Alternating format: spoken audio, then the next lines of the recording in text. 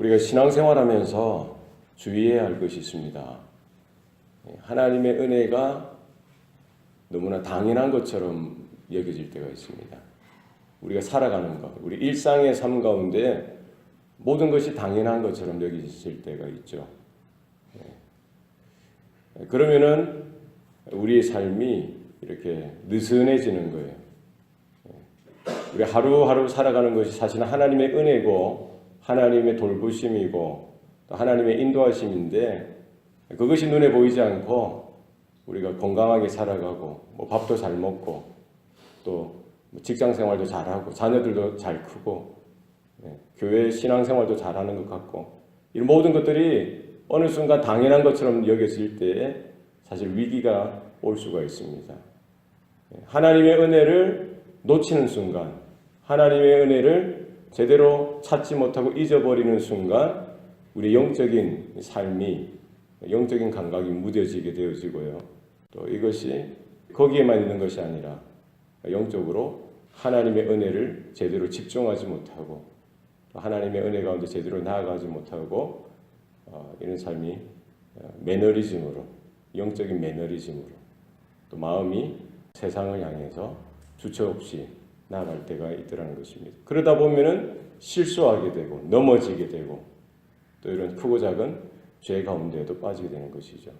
그래서 늘 언제나 우리는 이런 영적인 긴장감이 필요합니다. 영적인 긴장감이 필요해요.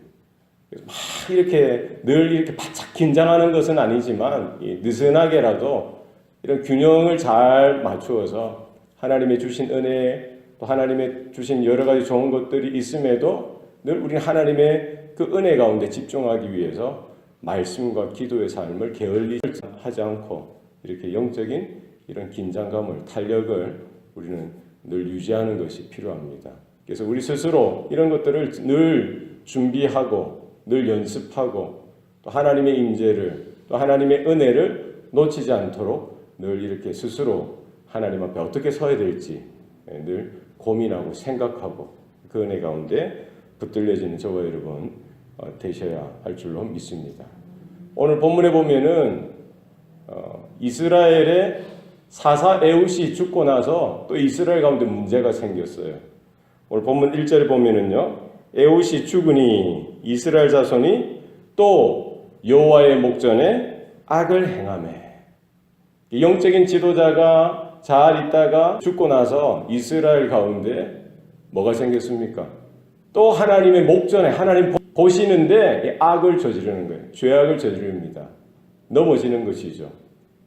그러면 어떡합니까? 하나님께서 그냥 두시는 것이 아니라 오늘 본문에 보면은 가나안 땅의 왕 야빈과 그의 군대 장관 시스라를 일으켜서 그들에게는 큰 군대적인 힘이 있었어요.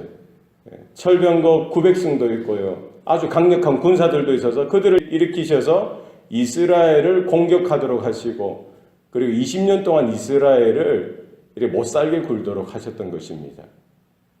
그러니까 이스라엘이 다시 하나님 앞에 부르짖습니다. 다시 하나님 앞에 은혜를 구하고 하나님 앞에 부르짖을 때 하나님은 오늘 본문에 보면은 여선지 드보라를 세우셔서 다시 그 가나안 땅 야빈과 시스라엘을 물리치게 하시고 그 땅에 하나님의 은혜와 하나님의 평화를 허락해 주시는 것이죠. 오늘 사사기 4장이 주는 교훈이 무엇입니까? 구원받은 성도도 넘어질 수 있다는 거예요. 구원받은 성도도 죄를 범할 수 있다는 겁니다.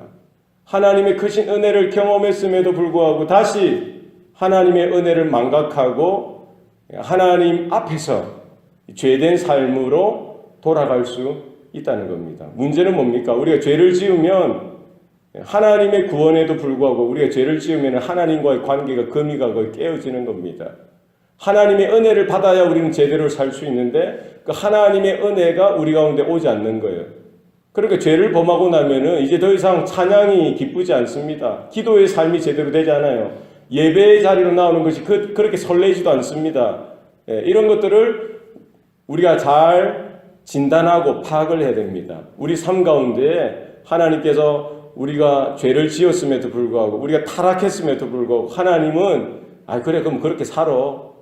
그래, 너 알아서 살아. 이렇게 그냥 내버려 두시거나 포기하시는 것이 아니라 어떻게 하신다는 겁니까? 하나님의 자녀이기 때문에 다시 징계를 하신다는 거예요. 때리신다는 겁니다. 우리가 자녀들을 양육할 때도 똑같습니다.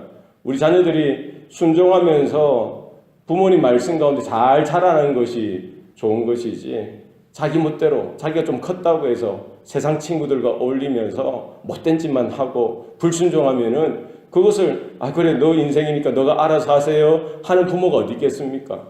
매를 들어서라도 때려서라도 깨우치고 바른 자리로 돌아올 수 있도록 자녀들을 양육하듯이 하나님께서도, 이스라엘은 하나님의 백성이기 때문에 하나님의 자녀이기 때문에 그냥 그렇게 두고 지나가시지 않는다는 겁니다. 뭘 하신다는 겁니까?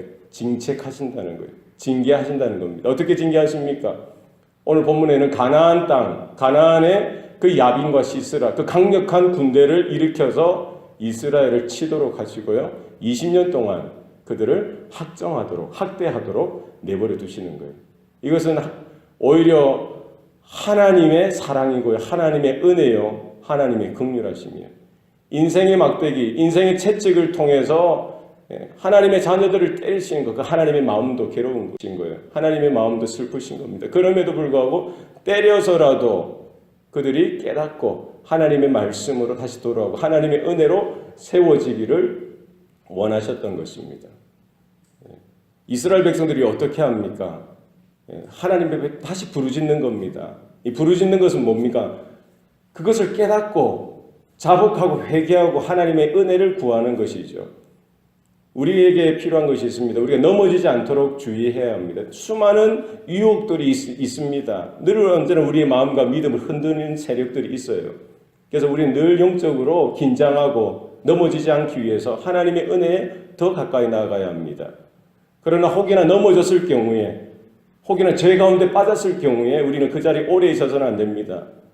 하나님의 그 징조, 계시, 여러 가지 삶을 통해서 우리에게 말씀하시는 그 음성을, 그 뜻을 다시 발견하고, 우리가 하나님께 너무 멀리 왔구나, 내가 하나님 앞에 넘어졌구나, 내가 하나님이 기뻐하시지 않는 삶을 살아가고 있었구나, 이런 것들을 깨닫고 돌이키고 하나님께로 다시 돌아오는 삶이 너무나 필요합니다.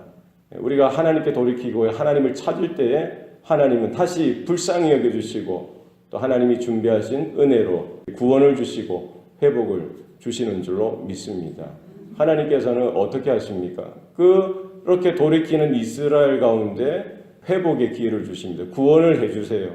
사람이 없으면은 그 없는 가운데서라도 하나님은 사람을 일으키셔서 하나님의 일들을 해나가도록 하십니다. 오늘 본문에 보면 여자인 사사 드보라를 세우는 것이죠.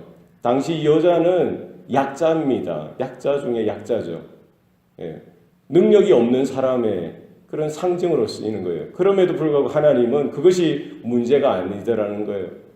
하나님은 지푸라기와 같은 인생도 붙드시고 들어서 쓰실 때에 하나님의 영광이 드러나게 하시고 하나님의 역사가 나타나게 하신다는 것입니다.